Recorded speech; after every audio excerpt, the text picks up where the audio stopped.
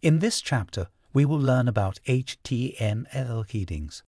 HTML headings are titles or subtitles that you want to display on a web page.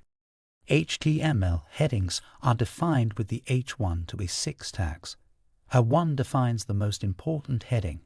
A6 defines the least important heading, as shown in below example. HTML headings are defined with the H1 to A6 tags. 1 defines the most important heading. A6 defines the least important heading. For example, search engines use the headings to index the structure and content of your web pages. Users often skim a page by its headings.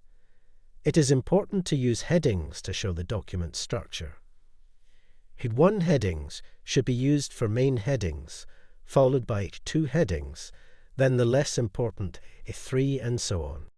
Note, use HTML headings for headings only. Don't use headings to make text big or bold.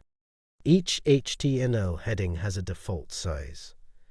However, you can specify the size for any heading with the style attribute using the CSS font size property, as shown in given example.